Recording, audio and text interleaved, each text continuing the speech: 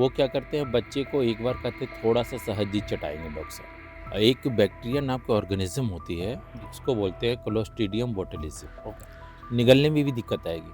तीसरा, सांस लेने में दिक्कत होती है। फिर उसको सीएनएस दौरे वगैरह, बाद में लास्ट में फिर दौरे आते हैं। तो इंसुलिन जो नहीं बन रहा है तो शुगर का क्या होगा, मात्रा जितना आप खा रहे हो हाँ, वो स्टोर होता चला स्टोर होता जाएगा। चला जाएगा। कि ये तो बहुत ही खाना खाता है, पेशाब तो जी जी। घंटे घंटे हर घंटे ही इसको पेशाब जाना रहता है। खास करके इंडिया में डायबिटिक का लोड धीरे धीरे बहुत बढ़ा है। एक्चुअली बच्चों में सबसे ज़्यादा जो दिक्कत होती है ना, वो होती है एक्चुअली लो इम्यूनिटी और एलर्जिक होने का ओके। चांसेस बढ़ जाता है यहाँ पे। नमस्कार, आपके साथ मैं हूं अंकित यादव। स्वास्थ्य पर संवाद कार्यक्रम में आपका स्वागत है।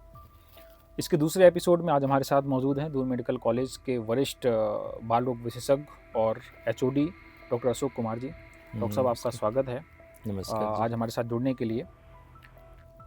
बातचीत शुरू करते हैं सीधे कुछ बीमारियों को लेकर जो आजकल जो है बच्चों में बहुत आम हो गई हैं। हाँ जी। आपने देखा होगा कि एक ट्रेंड है, पूरे देश में ये ट्रेंड चलता है, किस तरीके से बच्चा पैदा होता है और माएँ उसको शहद चटाने का एक रिवाज है। लोगों में एक मतलब एक सांस्कृतिक रिवाज कह सकते हैं। हाँ। इसका स्वास्थ्य पर बहुत गहरा असर पड़ता है। यहाँ तक कि इसका जो शहद का जो बैक्टीरिया है, ये बच्चों में दौरे जैसी स्थिति को भी पैदा कर देता है। तो सर, इस ट्रेंड को आप आज कितना खतरनाक मानते हैं बच्चों के स्वास्थ्य के लिहाज से? एक्चुअली न्यूबॉर्न जैसे जो हमारे समाज में ट्रेंड है ना, जी। कुछ पंजाब एरिया ले लें हम, और हरियाणा एरिया ले लें या राजस्थान का ले लें, वहाँ पर ये ज़्यादा ट्रेंड है।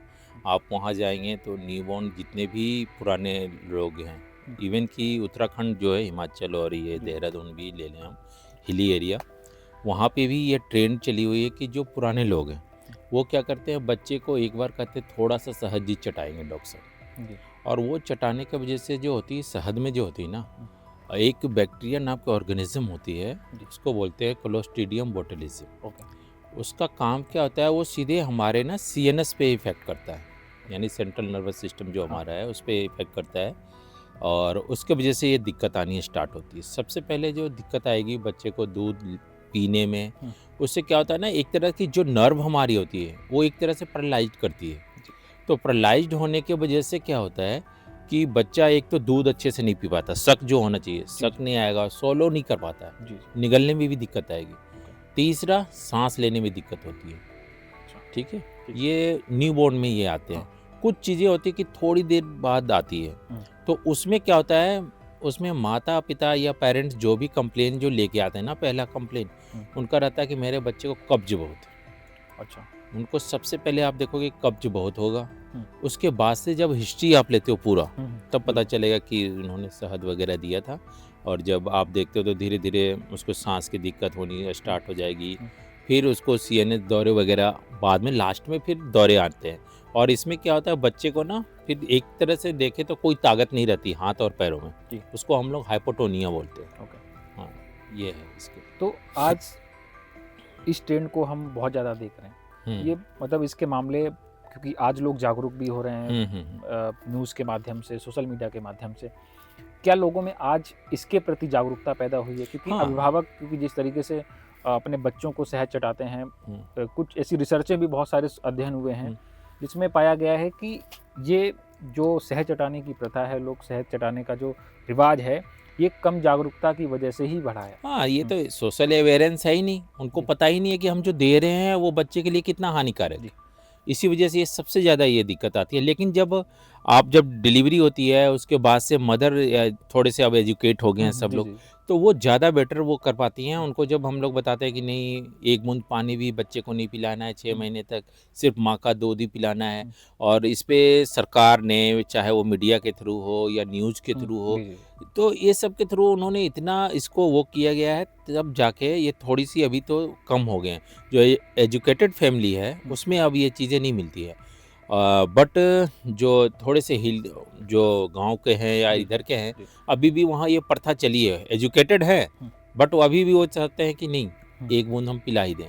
सारे बच्चों में हाइपोटोनिया और सीएनएस इफेक्ट नहीं आता, बट लेकिन जब आता है तो फिर दिक्कत बढ़ जाएगी। रिवाज है, वो देखा गया है। उस दौरान कोई दिक्कत नहीं हुई, सब कुछ ठीक हो गया। लेकिन आगे आने वाले समय में जब जैसी उनकी उम्र बढ़ती है, क्या वो चीज़ आगे भी असर कर सकती है? कर सकती है। अगर बैक्टीरिया जो क्लोस्ट्रीडियम बोटुलिज्म ऑर्गेनिज्म है, अगर वो ऑर्गेनिज्म वहाँ है और मल्टीप्लाई किया है, तो आगे चल के दिक्कत कर सकती है वो, क्योंकि वो टॉक्सिन प्रोड्यूस करता है।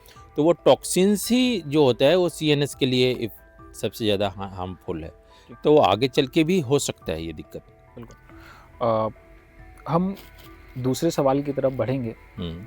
आप जब देखते हैं कि शुगर की बात होती है, डायबिटीज़ की बात होती है, तो एक दिमाग में परसेप्शन है कि एक अधिक उम्र का ही इंसान होगा। अधिक उम्र के लोगों में, बुजुर्ग लोगों में ही आमतौर पे शुगर की शिकायत देखने को मिलती है।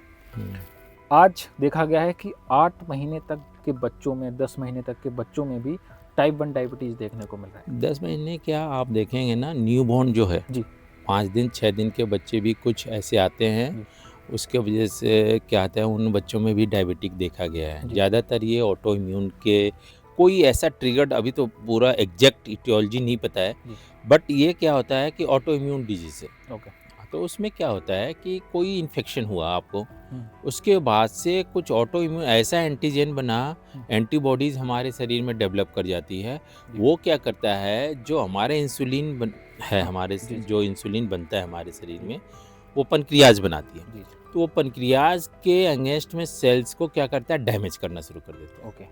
तो उसमें डैमेज जब वो शुरू करता है तो क्या होता है कि इंसुलिन बन ही नहीं पाएगा। तो इंसुलिन जो नहीं बन रहा है, तो शुगर का क्या होगा, मात्रा जितना आप खा रहे हो वो स्टोर होता चला जाएगा और वही जाके फिर डायबिटिक बन जाता है।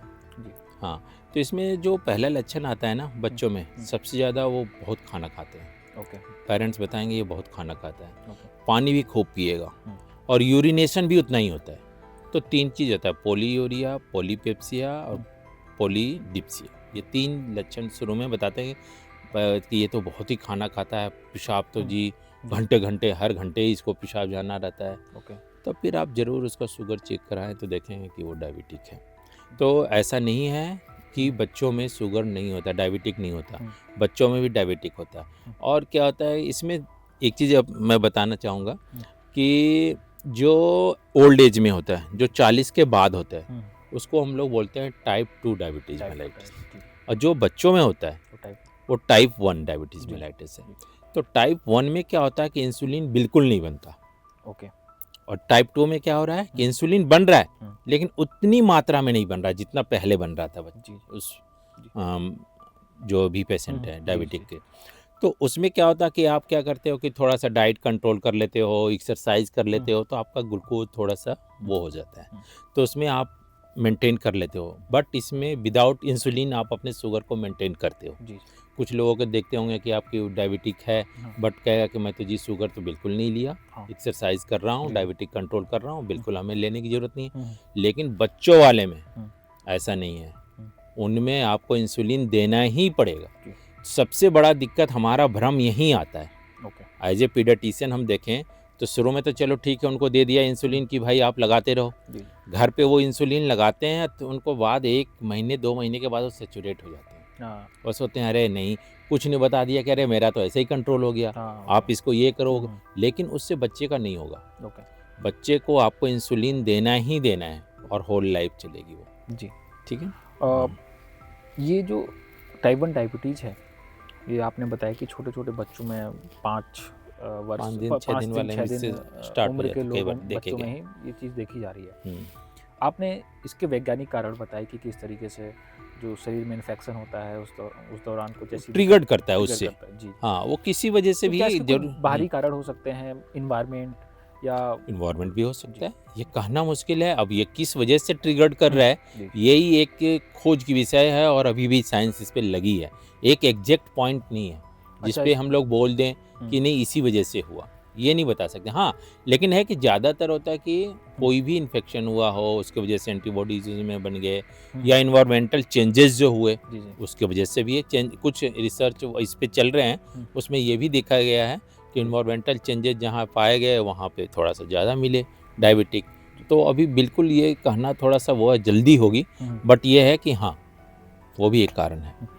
इसको जैसे कई सारे अभिभावक होते हैं, उनको पहचानने में थोड़ा सा वक्त लगता है, खासकर जब आप पेरिफेरीज में जाएंगे या रूरल एरियाज़ में जाएंगे तो वो जैसे वहाँ पे जो उनके स्थानीय अस्पताल होते हैं वहाँ पे लेके जाते हैं, डॉक्टर्स भी आमतौर पे नहीं पहचान पाते क्योंकि उनको सही डॉक्टर के पास पहुँचने में वक्त लग सकता है।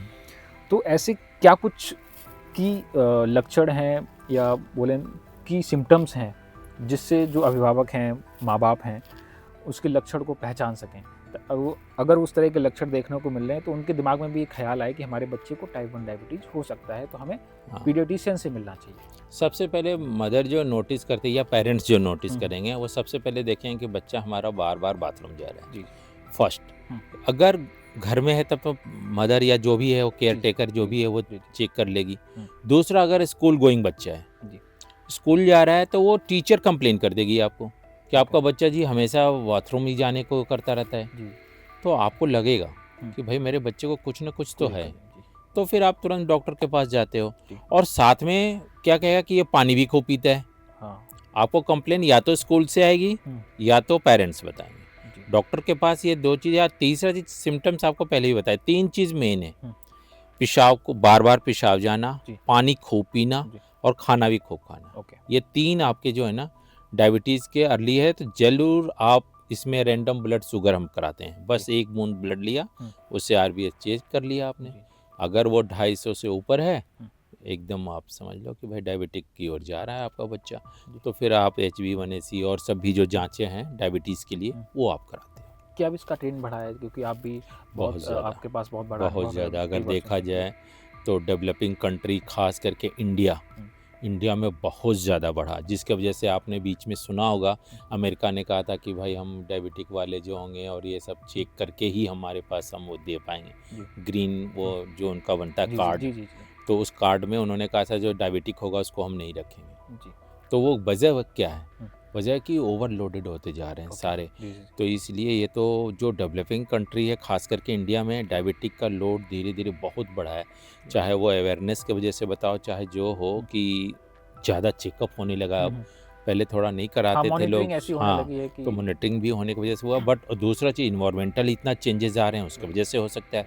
तीसरा, वायरल लोड और ये सब इन्फेक्शन ट्रिगर्ड कर रहा है इतना ज़्यादा, उसकी वजह से भी हो रहा है। चौथा चीज़ आपका अगर देखें तो बच्चों का सीडेंटरी लाइफ, बहुत ही ज़्यादा दिन भर मोबाइल में पड़े रहना और कोई फिजिकल एक्टिविटी नहीं करना। तो ट्रिगर्ड कोई भी ऑटो इम्यून डिजीज़ किससे ट्रिगर्ड कर रहा है, वो एक दूसरे को को फैक्टर की तरह काम करते हैं। हाँ, मैं उनकी सीडेंटरी लाइफ स्टाइल पे भी आ रहा हूँ। बहुत महत्वपूर्ण सवाल है। जैसे आपने देखा होगा कि आजकल बच्चों में उनकी हड्डियाँ, बोन्स कमज़ोर हो रहे हैं, ऑस्टियोपोरोसिस उनको हो रहा है और भी कई तरह की दिक्कतें आ रही हैं बच्चों को। आपके पास भी लिहाजा इस तरह के बहुत सारे मरीज आते हैं। बहुत सारे। तो आज जिस तरीके से बच्चों की लाइफ स्टाइल बदली है, चूँकि पेरेंटिंग भी उस तरीके की हो रही है, माँ बाप भी उस तरीके की लाइफ स्टाइल को जी रहे हैं, वो बिजी हैं फ़ोन में, तमाम तरह की चीज़ें हैं, तो उसका असर बच्चे पे भी पड़ रहा है।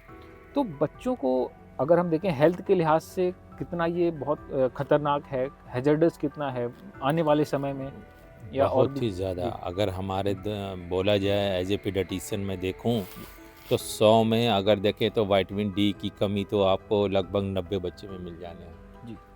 अगर विटामिन डी, क्योंकि उतने सन एक्सपोजर नहीं हो रहे हैं, सीडेंटरी लाइफ जीना स्टार्ट कर दिए, बिल्कुल बाहर खेलना वगैरह बंद हो गए इनके। तीसरा चीज़ यह है कि इनका खाने पीने का भी लाइफ स्टाइल चेंज हो गया। आजकल जंक फूड पे इतना बच्चे सबसे ज़्यादा पिज्ज़ा बर्गर ये सब खाना स्टार्ट कर दिया इन्होंने। जंक फूड इतना यूज़ करने लगे, जिसके वजह से क्या होता है कि आपकी जो बोन डेंसिटी है या जितने भी बोला जाए कि इनकी जो इम्यूनिटी है, वो शरीर के लिए जो मल्टीविटामिन्स चाहिए, मिनरल्स चाहिए और जो आपको हेल्दी फूड वगैरह चाहिए, वो नहीं मिल पाते। और इसमें सिर्फ शरीर ही कमज़ोर नहीं हो रहा है, इसमें मेंटली भी वो कमज़ोर हो रहा है। बिल्कुल, वो पढ़ने में कमज़ोर होगा, आगे चल के थिंकिंग उनकी पावर इतनी नहीं हो पाएगी कि जितना वो सोच पाए। सिर्फ तुरंत ही कुछ बोला, टॉलरेटिंग पावर 0 हो जाती है। मोबाइल में इतने ज़्यादा बिजी हैं, आपने कुछ बोला तुरंत ही शॉर्टिंग करना स्टार्ट कर दिया। तो इनमें बिहेवियर चेंजेस भी बहुत आए, ऑटिज़म के बच्चे बहुत ज़्यादा मिल रहे हैं। तो ये सारे कारण ये हैं एक्सीडेंटल लाइफ के। अगर हम कॉन्जेनिटल बीमारियों की भी बात करें बच्चों में, कि आजकल जन्मजात बीमारियां भी देखने को मिलती हैं, क्योंकि इस तरह की कई सारी सुविधाएं आ गई हैं अल्ट्रासाउंड से जुड़ी हुई, जब महिलाएं प्रेग्नेंट रहती हैं तो उस पर हालांकि रोक लगी है, लेकिन इस तरह की जो कॉन्जेनिटल बीमारियां हैं बच्चों में जो ट्रांसफ़र हो रही हैं, उसके पीछे कहीं ना कहीं एक लाइफस्टाइल ही कारण जो चिकित्सक मानते हैं कि जो माँ की लाइफस्टाइल है। तो आपके पास भी इस तरह की बीमारियों को लेके आते होंगे माँ बाप अपने बच्चों को कि ये दिक्कत आ रही है। एक्चुअली थोड़ी सी ये आई है कि जैसे लेट शादी करना, अगर मदर का एज अगर ज़्यादा हुआ है हाँ। तो कंजेनाइटल डिजीज़ थोड़े होने के चांसेस बढ़ जाते हैं। अगर मदर में थोड़ा सा आप देखें कि कंसीव करने का बिल्कुल इनफर्टिलिटी बढ़ गई है। इनफर्टिलिटी बढ़ने का कारण क्या है? पॉलीसिस्टिक ओवरी सबसे ज़्यादा मोस्ट कॉमन कॉज है। तो पॉलीसिस्टिक ओवरी क्यों होता है? वो कारण ही यही है कि ओबेसिटी है, जंक फूड है, सेडेंटरी लाइफ है, ये होने का सबसे मोस्ट कॉमन कॉज है। दूसरा चीज़ है कि कंजेनाइटल और माल फॉर्मेशन के लिए और तो मतलब इन्वायरमेंटल के साथ साथ और भी फैक्टर काम करते हैं, बट ऐसा नहीं कहा जा सकता कि हाँ सिर्फ इन्वायरमेंटल की वजह से कंजेनाइटल हुए हैं। कुछ डिजीजेज हो सकते हैं, जैसे लेट से आपने शादी किया है तो डाउन सिंड्रोम होने के चांसेस बढ़ जाते हैं। कुछ आपने अगर मान लिया इनफर्टिलिटी आपको है तो IVF आप कराते हैं तो माल फॉर्मेशन होने, कंजेनाइटल डिजीज़ होने के चांसेस बढ़ जाते हैं। ये सब चीज़ें हैं। जैसे हम उत्तराखंड की बात करते हैं तो एक ये पहाड़ी राज्य है, यहाँ पे बच्चों के यहाँ जैसे आप पर्वतीय क्षेत्रों से मरीज आते होंगे आपके पास, बहुत तरह की चीज़, जैसे हम स्क्रब टाइफस देखते हैं और भी कई तरह के संक्रमण वायरसेस हमें देखने को मिलते हैं, चाहे वो मौसम हो या इस तरह का ग्रीनरी इस तरह की है, कुछ उससे भी इस तरह की चीज़ें निकलती हैं। तो उत्तराखंड के लिहाज से आप अगर मैदानी राज्यों से कंपैरिजन करें तो बच्चों के लिहाज से ये कैसा राज्य है, किस तरीके की चीज़ें, मतलब चुनौतियाँ क्या हैं बच्चों के लिए?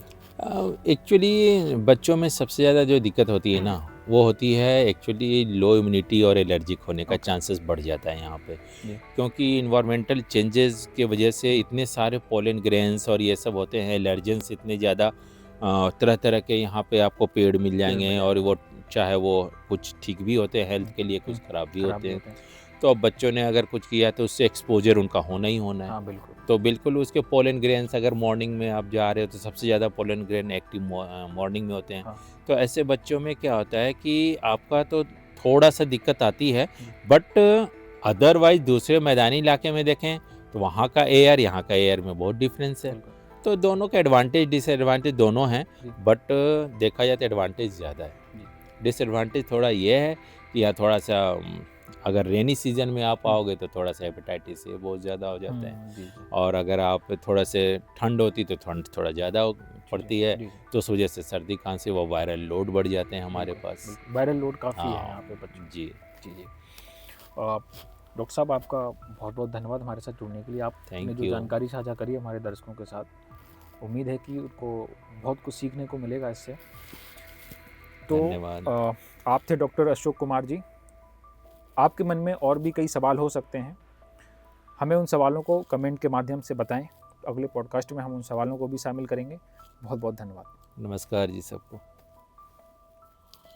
अगर आप ये वीडियो YouTube पर देख रहे हैं तो हमारे चैनल को सब्सक्राइब कर बेल आइकन दबाएं, और Facebook पर देख रहे हैं तो हमारे पेज को लाइक करें।